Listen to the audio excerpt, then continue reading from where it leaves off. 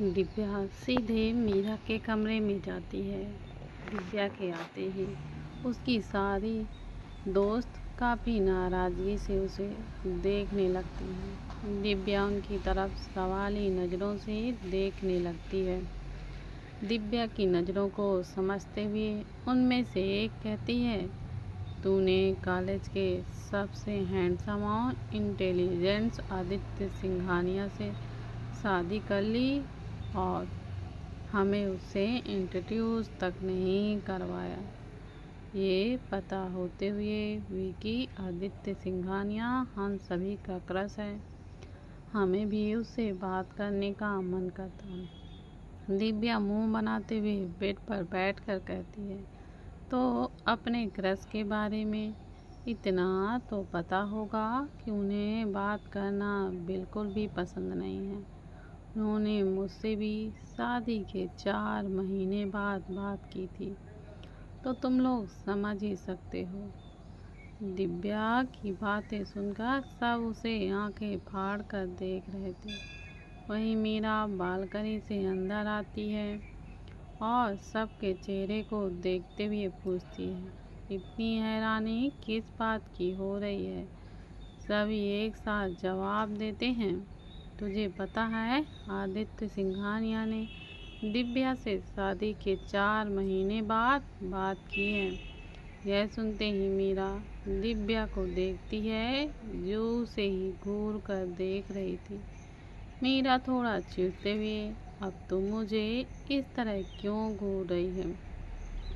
दिव्या तुरंत कहती है, तूने बताया क्यों नहीं कि तू हितेश से प्यार करती है? मीरा अंदर आकर बेड पर बैठते हुए, इसमें बताना क्या है? वो मुझसे कॉलेज टाइम से प्यार करता है। पहले तो मैं उससे बहुत चिढ़ती थी, लेकिन जब उसने शादी का प्रपोजल पेरेंट्स के सामने किया तो मुझे भी वह बहुत अच्छा लगने लगा। तुझे पता है, जब वह शादी की बात के लिए आया था तब उसने मुझसे कहा कि मैं उसके प्रपोजल को रिजेक्ट कर सकती हूँ, लेकिन वो मेरे सिवाय किसी से शादी नहीं करेगा। फिर दिव्या की तरफ देखकर मीरा कहती है, और वैसे भी तू भी तो आदित्य सिंघानिया से हमेशा चिढ़ती थी, फिर भी यार उससे प्यार करती है ना? दिव्या मासूमियत में ना में सिर हिला देती है, तो सब कोई उसे हैरानी से देखते हैं। मीरा एकदम से, क्या तू आदित्य सिंघानिया से प्यार नहीं करती? दिव्या फिर से एक बार अपना सिर ना में हिला देती है। उनमें से एक लड़की चहकते हुए कहती है, तब तो लाइन अब भी क्लियर है यार, हम लोग अब भी आदित्य सिंघानिया पर ट्राई कर सकते हैं। दिव्या उसे घूर कर देखती है। मीरा अब भी हैरानी से दिव्या को ही देख रही थी।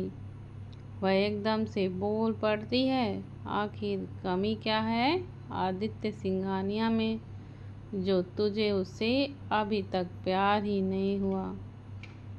दिव्या बिल्कुल चुप हो जाती है। मीरा कुछ सोचते हुए कहती है, तो क्या आदित्य सिंघानिया भी तुझसे प्यार नहीं करते? दिव्या फिर एक बार मासूमियत में अपना सिर ना में हिला देती है। मीरा फिर से कहती है, तुझे कैसे पता कि वो तुझसे प्यार नहीं करते? दिव्या थोड़ा सोचती है, फिर कहती है, मुझे बिल्कुल भी नहीं लगता कि वो मुझसे प्यार करते हैं। रिश्ता इस कदर बना है कि उन्हें समझकर भी नहीं समझ सकती। अगर वो मेरी केयर करते हैं तो सिर्फ इस रिश्ते के खातिर, मेरी चिंता करते हैं तो सिर्फ इस रिश्ते के खातिर, मुझसे बात करते हैं तो सिर्फ इस रिश्ते के खातिर, इस रिश्ते के अलावा हमारे बीच कुछ नहीं है। सब दिव्या को देखती रहती हैं। कुछ सोचते हुए मीरा मुस्कुराते हुए मन में कहती है, कितनी पागल लड़की है ये। प्यार है लेकिन जाहिर करना नहीं है। पति का प्यार देखकर भी नज़रअंदाज कर रही है। आदित्य तुझे और तू उससे कितना प्यार करती है वह तो सोच भी नहीं सकती। मीरा उठकर एक बड़ा सा बैग लाती है और उसमें से एक एक करके बैग देते हुए कहती है, ये कपड़े तुम सभी को आज मेरी शादी में पहनना है। सभी कपड़े को देखते हैं तो बहुत ही खूबसूरत लहंगा था। सभी के चेहरे एकदम से खिल जाते हैं। अब तक तो शाम हो चुकी थी तो सब रेडी होने लगती हैं। अनुज और रूहान बातें कर रहे होते हैं। तभी उनके सामने एक लड़की आकर बैठती है। उस लड़की ने बहुत ही सेक्सी लहंगा पहना हुआ था। सभी लड़कों की नज़र तो उस पर से हट ही नहीं रही थी। वह लड़की अपना हाथ अनुज और रूहान की तरफ बढ़ाते हुए, हाय, आई एम श्रुति। अनुज एक नज़र श्रुति को देखता है और फिर वह अपनी नज़रों को हटा लेता है। रूहान तो श्रुति को देखता तक नहीं है। दोनों को इस तरह इग्नोर करता देख श्रुति अपने हाथ पीछे कर लेती है। लगता है आप दोनों को लड़कियों में कोई इंटरेस्ट नहीं है। रूहान टेढ़ी स्माइल देते हुए कहता है, जब पता है तो मुंह उठा के यहाँ क्यों चली आई। रूहान की बात से श्रुति काफ़ी इंसल्ट हो जाती है और एकदम से उसके चेहरे पर गुस्सा उतरने लगता है। श्रुति दोनों को गुस्से से घूरती है और कहती है, तुम दो कौड़ी के इंसान, तुम्हारी इतनी हिम्मत कि तुम मेरी इंसल्ट करो। तुम जानते नहीं मैं कौन हूँ। अनुज झट से कहता है, और हमें जानना भी नहीं है। अनुज के ऐसे बोलने से तो श्रुति का गुस्सा और भी ज़्यादा बढ़ जाता है। वह गुस्से से तिलमिलाते हुए कहती है, मिनिस्टर की बेटी हूँ मैं चाहूँ तो अभी की अभी तुम्हारी औकात दिखा सकती हूँ। रूहान लापरवाही में कहता है, दिखाओ, हमने रोका कहाँ है। श्रुति अपने फ़ोन से किसी को कॉल करती है और मुस्कुराते हुए दोनों को देखकर कहती है, अब देखो क्या होता है। अनुज और रूहान उसकी बातों पर इंटरेस्ट ना दिखाते हुए अपने फ़ोन पर गेम खेलते हैं। वहीं उनके कुछ दूरी पर बैठा आदित्य ये सब नोटिस कर रहा था। वह देख तो नहीं रहा था लेकिन सुन तो ज़रूर रहा था। उसे अनुज और रूहान की बात एकदम अच्छी तरह से सुनाई दे रही थी। कुछ ही देर में एक आदमी आता है और उनके पीछे कुछ बॉडीगार्ड्स होते हैं। उस आदमी को देखती ही श्रुति एकदम मासूम सा चेहरा बनाकर उन्हें के गले लगकर रोने लगती है और कहती है, डैड, ये दोनों मुझसे बदतमीजी कर रहे थे। मैं यहाँ अकेली बैठी थी और दोनों यहाँ अचानक से आकर मेरे साथ बैठ गए। इतना बोलते ही श्रुति और जोर से रोने लगती है। अनुज और रूहान अब भी अपने फ़ोन पर बिजी थे। उन्हें तो इन सब से तो कोई मतलब ही नहीं था। श्रुति के पापा दोनों को अच्छे से देखते हैं। अचानक ही उनके चेहरे पर डर के भाव दिखाई देने लगते हैं। वह जल्दी से दोनों के पास जाकर हाथ जोड़कर कहता है, प्लीज़ सर, आप दोनों मेरी बेटी को नादान समझकर माफ़ कर दीजिएगा। उसकी तरफ से मैं आप दोनों से माफ़ी मांगता हूँ। अनुज एक नज़र उसे देखता है और रूहान को देखकर स्माइल पास करते हुए कहता है, क्यों ब्रो, क्या हमें इन्हें माफ़ करना चाहिए। रूहान अपने फ़ोन पर ध्यान देते हुए कहता है, हमारे पास इतना बेकार टाइम नहीं है जो हम इन लोगों में बर्बाद करें। अनुज सख्त आवाज़ में श्रुति के पापा को देखता है और कहता है, शादी में तुम्हारी बेटी की शक्ल नहीं दिखनी चाहिए। यह सुनते ही श्रुति के पापा उसे खींचते हुए वहाँ से लेकर चले जाते हैं। वहीं श्रुति अभी अपनी जलती हुई आंखों से दोनों को ही देख रही थी। उनके जाने के बाद एक छोटी सी बच्ची ताली बजाते हुए कहती है, आपने इन दोनों को अच्छा सबक सिखाया उस आंटी को। अनुज उस बच्ची को देखकर मुस्कुराते हुए उसे अपनी गोद में बिठाता है और पूछता है, आपको कुछ किया उस आंटी ने? बच्ची ना में सिर हिलाते हुए कहती है, मुझे नहीं, मेरी मम्मा से उन्होंने बहुत गंदे तरीके से बात की थी, पर आपने उन्हें अच्छा सबक सिखा दिया। अनुज मुस्कुराते हुए बच्ची के गाल पर किस करता है। वह बच्ची भी अनुज के गाल पर किस कर देती है। उस बच्ची की नज़र अब रूहान पर पड़ती है जो अब भी फ़ोन पर ही बिजी था। वह बच्ची अनुज को देखते हुए कहती है, क्या ये अंकल मुझसे बात नहीं करना चाहते?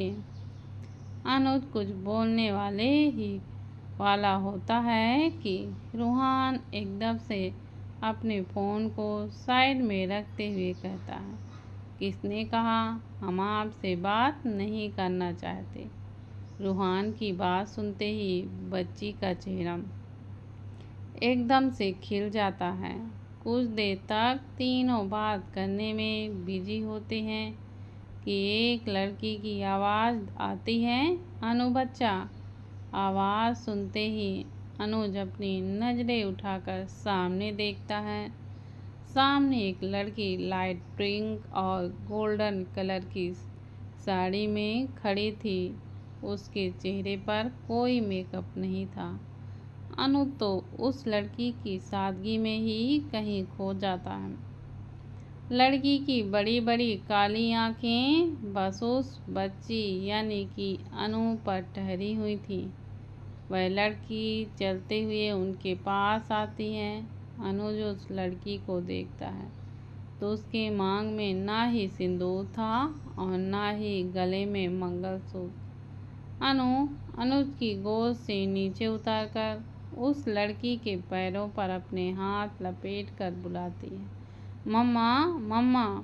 यह एक शब्द से अनुज होश में आता है। वह लड़की अनु को गोद में उठाती है और अच्छे से देखते हुए पूछती है, बच्चा आप ठीक तो है ना? अनु हाँ में अपना सिर हिला देती है। उस लड़की की नज़र अनुज और रूहान पर पड़ती है। जहाँ रूहान फिर से अपने फ़ोन पर बिजी था तो वहीं अनुज उसे ही देख रहा था। वह लड़की मुस्कुराते हुए कहती है, आप दोनों को मेरी बच्ची ने ज़्यादा परेशान तो नहीं किया ना? अनुज भी थोड़ा मुस्कुराते हुए कहता है, जी बिल्कुल नहीं। वह लड़की अपने हाथ को बढ़ाते हुए कहती है, by the way I am सपना। अनुज एक नज़र सपना के हाथों को देखता है, फिर अपना हाथ बढ़ाकर उससे मिलाते हुए अनुज जैसे ही दोनों के हाथ मिलते हैं, अनुज का दिल जोरों से धड़कने लगता है। एक अजीब सा एहसास होने लगता है। अनुज सपना से हाथ छुड़ाकर दूसरी तरफ देखने लगता है। सपना अब अपना हाथ रूहान की तरफ बढ़ा देती है। रूहान बिना देखे हुए कहता है, रूहान। सपना समझ जाती है कि रूहान को उससे मिलने में कोई भी इंटरेस्ट नहीं है, इसलिए वह अपना हाथ पीछे कर लेती है। सपना दोनों को देखकर वहाँ से चली जाती है। अनु दोनों को बाय बोलकर करती है और अनु सपना को जाते हुए एकटक देखने लगता है। तभी रूहान गलत लड़की पसंद आ गई ब्रो। अनुज एकदम से हड़बड़ा जाता है वह रूहान को देखते हुए। मैं उसे नहीं अनु को देख रहा था। रूहान एक नज़र अनुज को देखते हुए बोलता है, शायद आप भूल चुके हैं आई एम योर ब्रदर, तो आप मुझसे तो झूठ मत ही बोलिए। रूहान की बात पर अनुज नजरें चुराने लगता है। उधर श्रुति गुस्से से अपने हाथों को छुड़वाते हुए कहती है, ये आपने क्या किया डैड? उन्होंने मेरी इंसल्ट की और आपने उन्हीं से ही माफ़ी मांगी। श्रुति के पापा श्रुति को बहुत सारी गाड़ियों के साथ खड़े बॉडीगार्ड्स की तरफ इशारा करते हुए कहते हैं, तुम उन सभी बॉडीगार्ड्स को देख रही हो? सिंघानिया के बॉडीगार्ड्स हैं और तुम जिनकी बात कर रही हो वो सिंघानिया परिवार के वारिस हैं। अगर मैंने माफ़ी ना मांगी होती तो कल के न्यूज़ में पता है क्या आता? श्रुति अपने पापा को सवाली नज़रों से देखने लगती है। मिनिस्टर साहिल शेट्टी की बर्बादी, और ये सब बस तुम्हारी बेवकूफ़ी के कारण होता। इतना बोलते ही साहिल शेट्टी श्रुति को गुस्से से घूरते। श्रुति उनके गुस्से को देखकर अपना सर झुका लेती है। साहिल शेट्टी श्रुति को पकड़कर कार में बैठाते। कुछ ही पल में कार वहां से चली जाती है। आदित्य अपने फ़ोन पर आंखें गड़ाए हुए बैठा था। तभी उसे खिलखिलाने ते हुए हंसने और बात करने की आवाज़ आती है। आदित्य इस आवाज़ को अच्छी तरह से पहचानता था।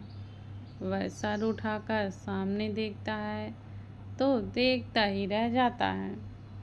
दिव्या पिंक और गोल्डन कलर की लहंगे में बहुत ही ज़्यादा खूबसूरत लग रही थी। दिव्या के माथे पर मांग टीका, कानों पर थोड़े बड़े साइज के इयररिंग, होंठों पर पिंक लिपस्टिक, हाथों पर लहंगे से मैच करती चूड़ी, कमर में एक खूबसूरत सा कमरबंद और हल्का मेकअप। दिव्या का दुपट्टा नेट की थी जिससे उसके पेट, कमर और पीठ सब अच्छे तरीके से दिख रही थी। दिव्या की खूबसूरती बहुत ज़्यादा निखर रही थी। दिव्या अपने दोस्तों से बात करने पर एकदम बिजी थी कि अचानक उसकी नज़र आदित्य से जाकर मिल जाती है। दिव्या के देखते ही आदित्य दिव्या को आंखों से अपने पास आने का इशारा करता है। दिव्या आदित्य का इशारा समझकर उसके पास चली जाती है। जैसे ही दिव्या पास पहुंचती है आदित्य खड़ा हो जाता है और दिव्या की तरफ बढ़कर उसका हाथ पकड़ लेता है। दिव्या सवाली नज़रों से उसे देखने लगती है।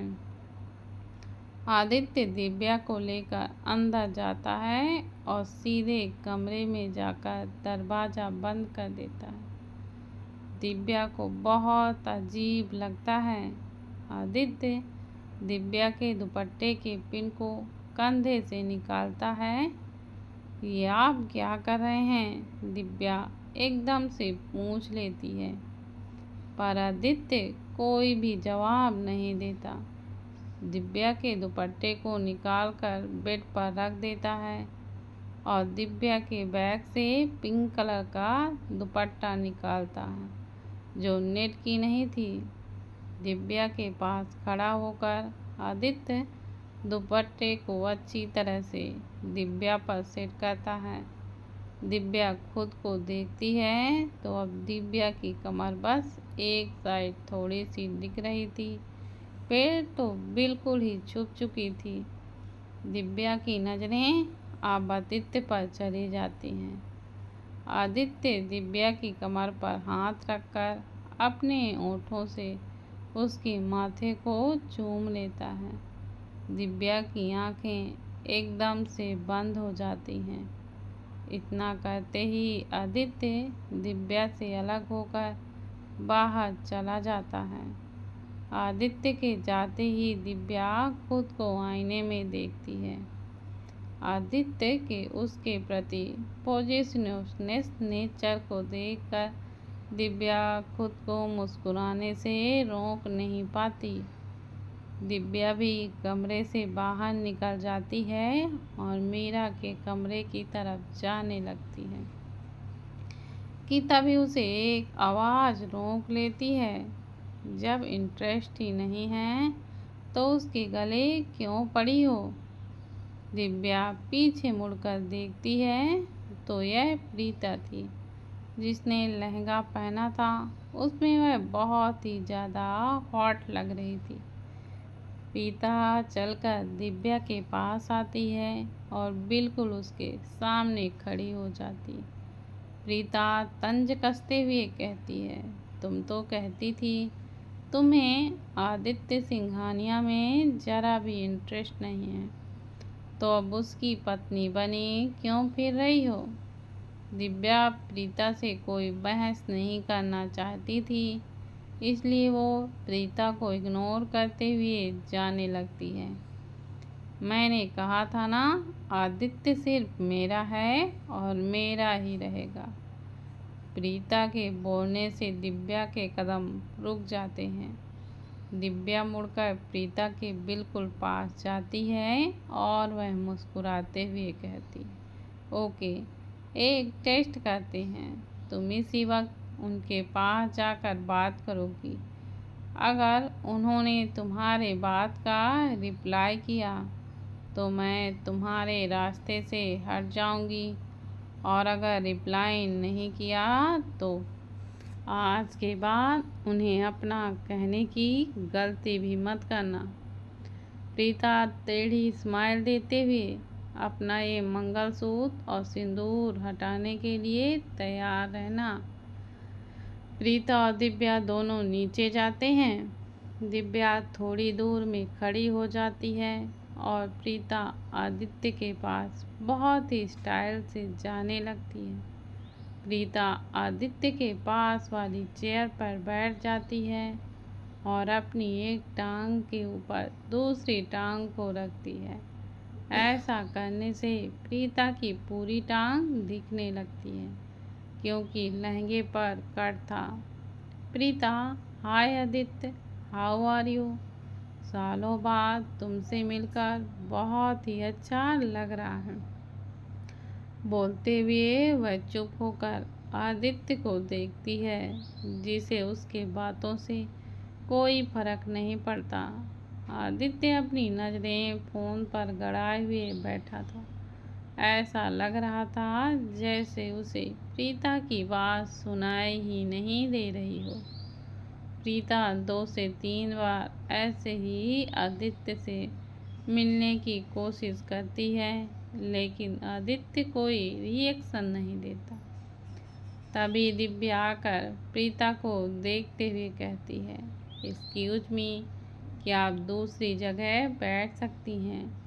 एक्चुअली मुझे अपने हस्बैंड के साथ बैठकर कुछ बातें करनी है। प्रीता गुस्से से दिव्या को घूरते हुए वहाँ से चली जाती है। प्रीता को दिव्या की हालत देखकर बहुत ही ज़्यादा हंसी आ रही थी।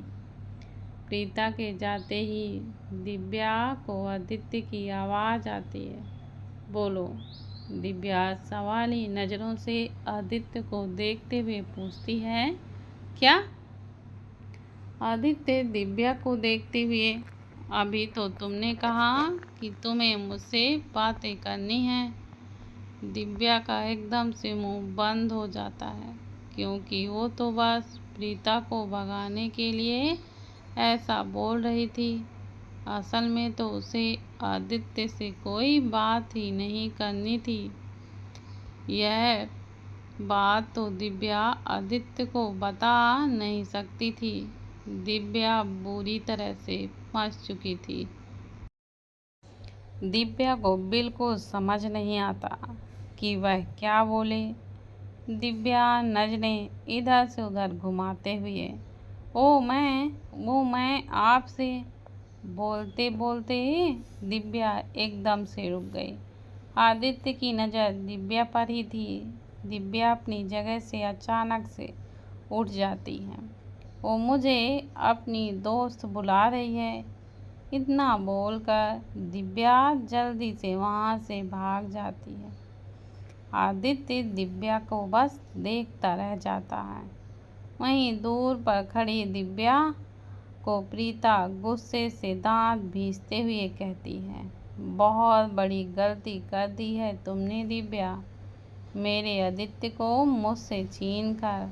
अगर आदित्य उस वक्त बीच में ना आया होता तो तुम उस शूटर के हाथों कब का मर गई होती।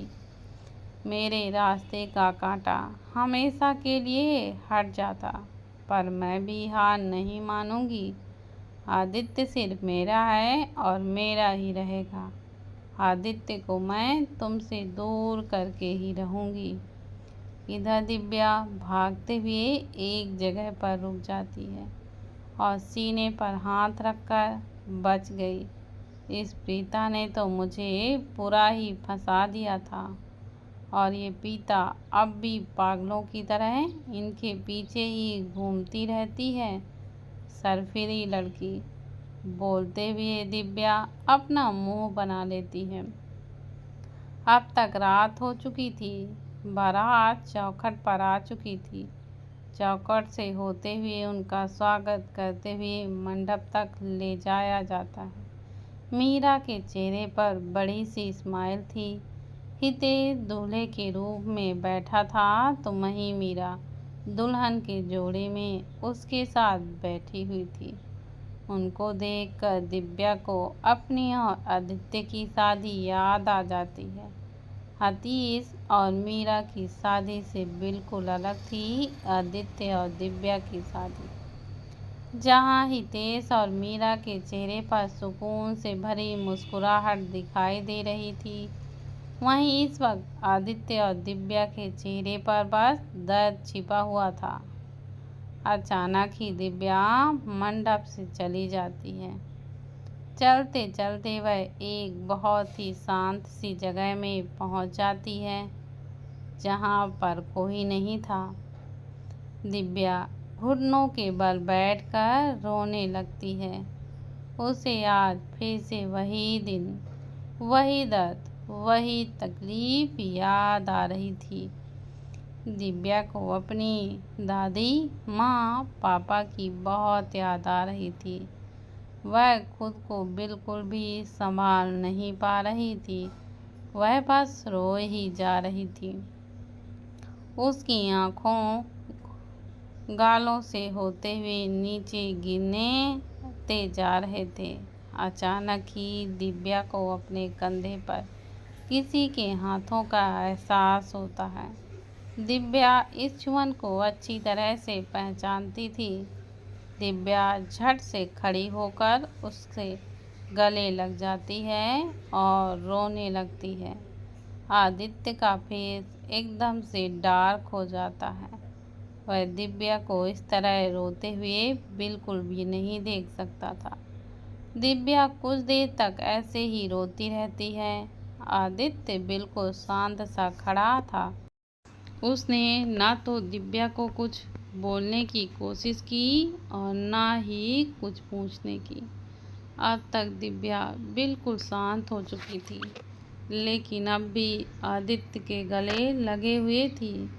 आदित्य भी शांत सा उसे पकड़कर खड़ा था। दिव्या धीरे से सर ऊपर करके आदित्य को देखती है। आदित्य दिव्या को अलग करता है और उसके आंसुओं को पोंछकर धीरे से बोलता है, मैं बाहर तुम्हारा इंतज़ार कर रहा हूँ, जल्दी आ जाना।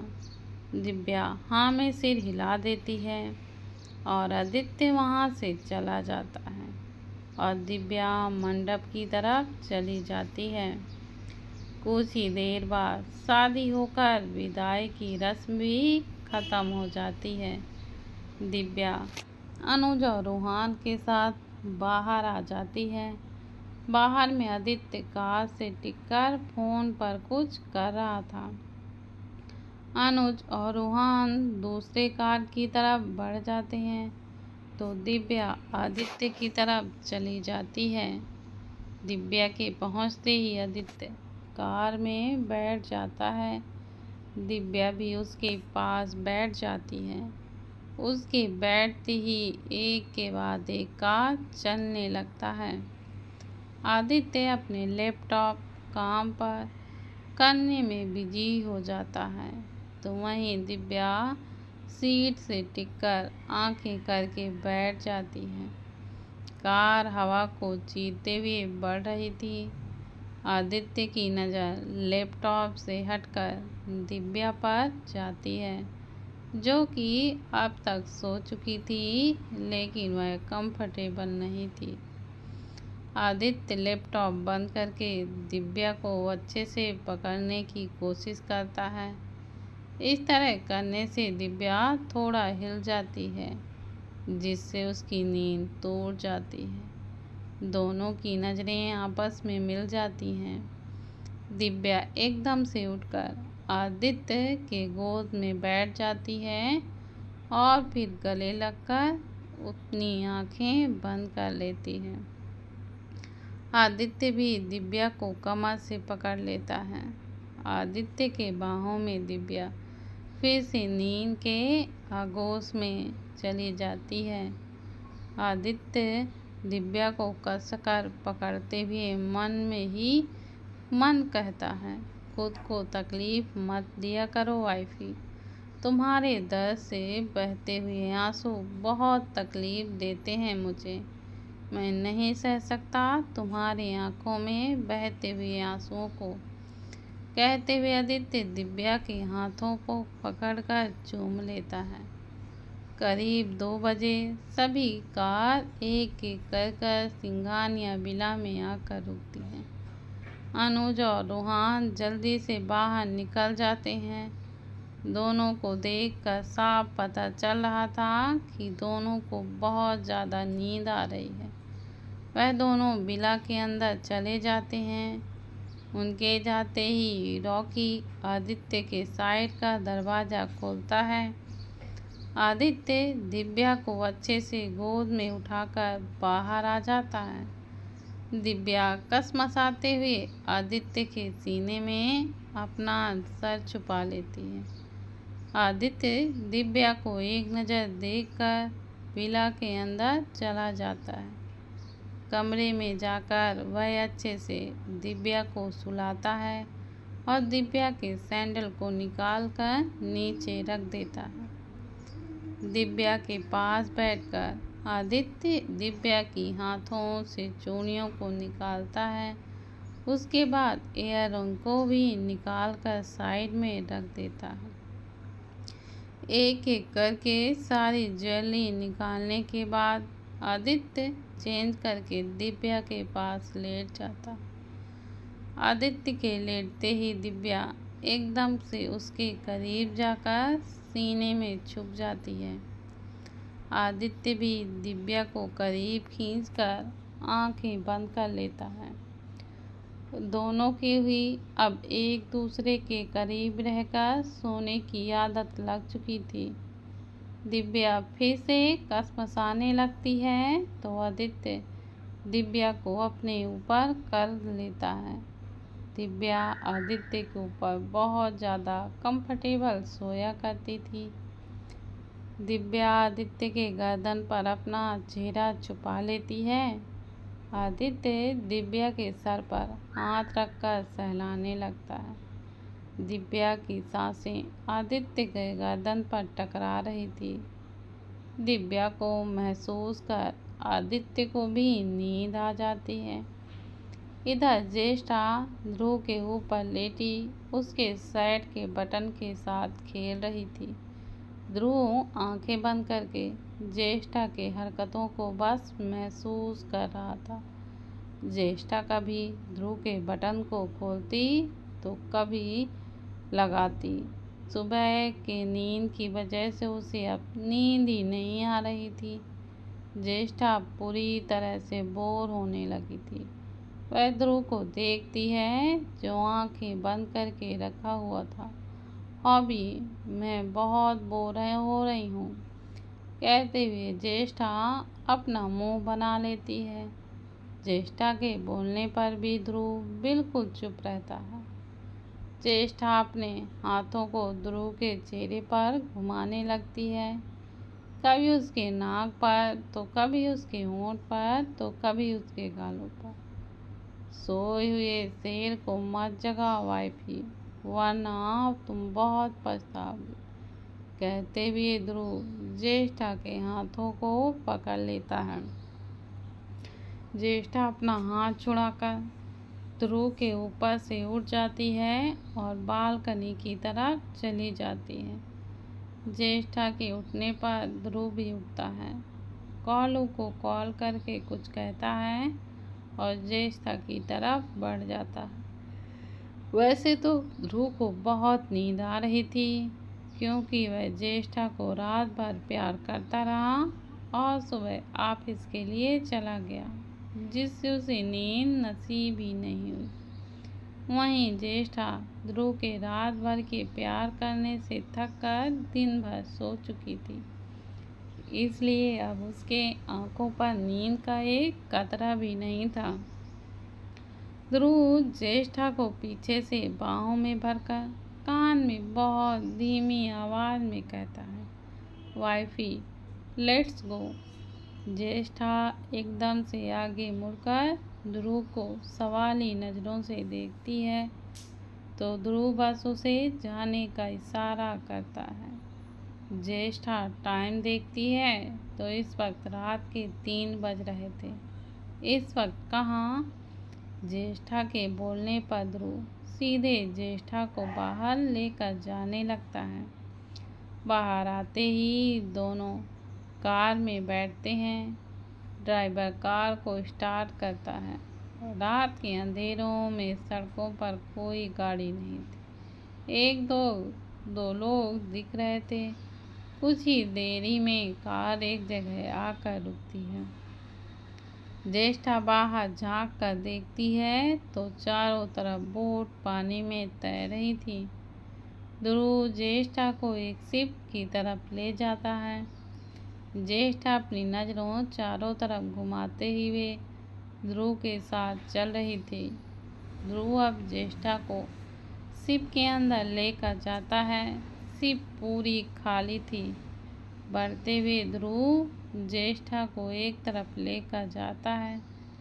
ज्येष्ठा जैसे ही उस जगह को देखती है एकदम हैरान रह जाती है। एक टेबल और 2 चेयर लगा हुआ था। वहाँ चारों तरफ गुलाब की पंखुड़ियाँ बिखरी हुई थी। थोड़े साइड में एक बेड भी था। ध्रुव ज्येष्ठा को चेयर पर बिठाता है और कहता है, wifey I am sorry but मुझे बहुत ही नींद आ रही है। इतना बोलते ही ध्रुव सीधे बेड पर जाकर लेट जाता है। ज्येष्ठा को एकदम से शरारत सूझती है।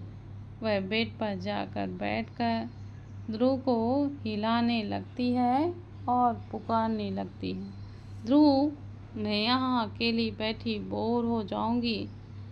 ध्रुव हल्की नींद में, प्लीज वाइफी। ज्येष्ठा फिर से ध्रुव को उठाते हुए कहती है, कल तुमने तो मेरी बात नहीं मानी थी ना। मैं भी कितनी बार कहा प्लीज हॉबी, लेकिन तुमने मुझे बिल्कुल नहीं छोड़ा। रात से सुबह तक मुझे परेशान करते रहे। ध्रुव चिढ़ते हुए उठकर बैठ जाता है और कहता है, उसका बदला ले रही हो क्या वाइफी? ज्येष्ठा शरारत से मुस्कुरा देती है। ध्रुव अब चेयर पर बैठ जाता है। ज्येष्ठा भी उसके सामने बैठ जाती है। ध्रुव की आंखें बार बार बंद होने लगती हैं, जिससे वह बार बार झुक रहा था। ध्रुव को तो देखकर ज्येष्ठा को बहुत ही ज़्यादा हंसी आ रही थी। ज्येष्ठा मुस्कुराते हुए अपने मन में ही कहती है, अब तुम्हें पता चलेगा जब कोई सोने नहीं देता तो कैसा लगता है। ज्येष्ठा अपनी जगह से उठकर ध्रुव के गोद में बैठ जाती है और ध्रुव को परेशान करने लगती है। ध्रुव बुरी तरह से चिढ़ जाता है। अचानक ध्रुव ज्येष्ठा को उठाकर बेड पर पटक देता है और ज्येष्ठा के ऊपर आकर हाथ और पैरों को जकड़कर आंखें बंद कर लेता है। ज्येष्ठा अपने हाथों और पैरों को बिल्कुल भी हिला नहीं पा रही थी। थोड़ी देर तक कोशिश करते रहने के बाद वह डेविल स्माइल देती है। ज्येष्ठा ध्रुव के कान में जोर से चिल्लाती है और ध्रुव का नाम लेकर बार बार चिल्लाने लगती है। ध्रुव फ्रस्ट्रेट होकर ज्येष्ठा के होंठों को लॉक कर देता है। धीरे धीरे किस करते हुए ज्येष्ठा के होंठों को लॉक कर ही सो जाता है। ध्रुव गहरी नींद में जा चुका था। वहीं ज्येष्ठा ध्रुव के कुछ न करने पर ज्येष्ठा अब खुद उसके होंठों को धीरे धीरे किस करने लगती है। वहीं ज्येष्ठा उसके होंठों को चूमती रहती है। सुबह के 8 बजे सभी लोग हॉल में बैठे हुए थे। टीवी पर न्यूज़ चल रही थी। अचानक न्यूज़ के हेडलाइन में आती है, अमेरिका जाने वाली फ्लाइट बीच में ही क्रैश हो गई। माना जा रहा है कि सफ़र कर रहे लोगों का बच पाना बहुत ही मुश्किल है।